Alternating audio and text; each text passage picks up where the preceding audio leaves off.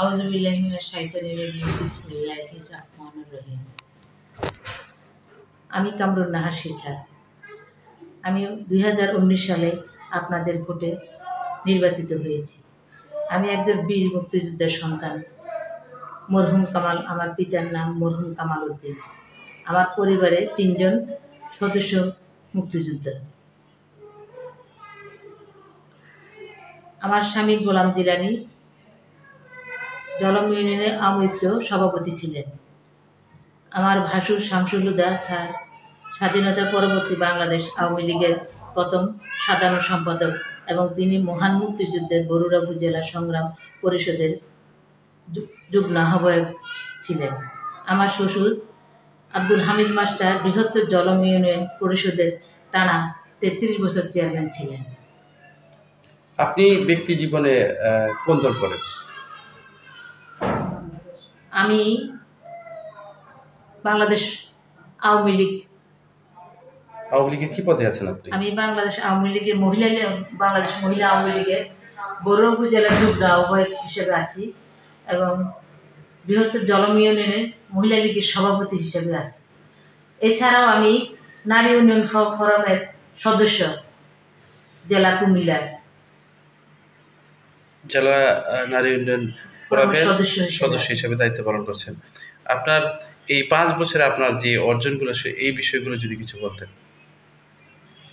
আমার এই 5 বছরে আমরা ভাইস চেয়ারম্যান হিসেবে আমাদেরকে সরকার চেয়ার টেবিল দিয়েছে, কিন্তু আমাদের তেমন কোনো কাজ নাই। যেমন বিভিন্ন ধরনের প্রকল্প আছে, এই আছে সেই আছে, ওই ধরনের আমাদের কিছু নাই। তারপরেও আমি যথাযথ সাধ্য চেষ্টা করেছি জনগণকে কিছু দেওয়ার জন্য।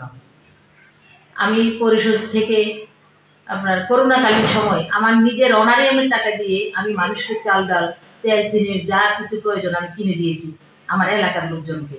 আমি পরিষদের থেকে কম্বল নিয়ে বিতরণ করেছি, তারপরে শাড়ি কাপড়ও বিতরণ করেছি। রানিং এমপি মহোদয় এবং সাবেক এমপি মহোদয়ের কাছ থেকে আমি বিভিন্ন অনুদান নিয়ে আমি এলাকা ভিত্তিক মানুষকে দিয়েছি। এছাড়াও আমি যাদের ভূমি নাই তাদেরকে আমি ভূমিসহ ঘর দিয়েছি এবং যাদের ভূমি আছে ঘর নাই তাদেরকে ঘর দিয়েছি। আর যাদের অনেককে আমি আবার টিনেরও ব্যবস্থা করে দিয়েছি ডিসি মহোদয়ের কাছ থেকে।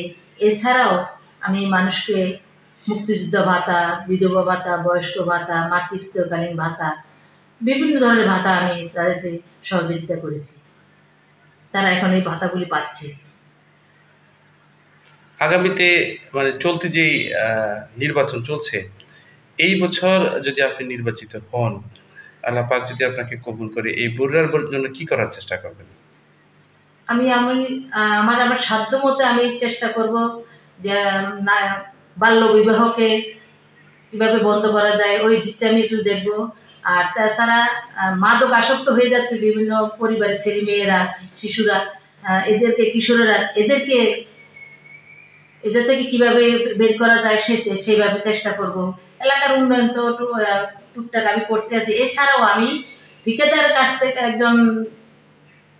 কাছ থেকে আমি একটা নিয়েছি প্রকল্প বলতে গেলে একটা প্যাকেজের মধ্যে 7টা কাজ ছিল।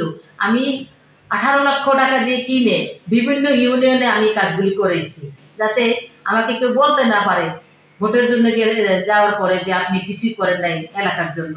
আমি করেছি অনেক এলাকাতে গিয়ে আমি রিটার্নিং ওয়াল করেছি, ইটের সোলিংয়ের কাজ করেছি, কালভার্ট করেছি, মসজিদের ঘাটলা করে দিয়েছি। আমি বিভিন্ন জায়গায় বিভিন্ন ইউনিয়নে আমি কাজ করেছি।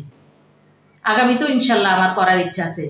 আপনি তো একটা শিক্ষিত পরিবারের সুশিক্ষিত সন্তান, আপনি শিক্ষার জন্য কি ধরনের প্রকল্প নেবেন সামনে যদি আবারও নির্বাচিত হন? আমি ইনশাল্লাহ শিক্ষা জাতির মেরুদণ্ড। যে দেশের মানুষ লোকজন শিক্ষিত হয় সেই দেশ দারিদ্র্যমুক্ত হয়, সন্ত্রাস মুক্ত হয়। আমি চেষ্টা করব আমার এলাকা বা আমার উপজেলা ভিত্তিক 15টা ইউনিয়ন, পৌরসভা নিয়ে 16টা, প্রত্যেকটা স্কুল কলেজে আমি যাব, দেখব কার কোথায় কি সমস্যা এবং ছেলে মেয়েদের লেখাপড়ার জন্য সহযোগিতা করব। সুপ্রিয় এলাকাবাসী, বরুড়াবাসী, 21 তারিখ সারাদিন হাঁস মার্কায় ভোট দিবেন। আমি হাঁস মার্কার প্রার্থী।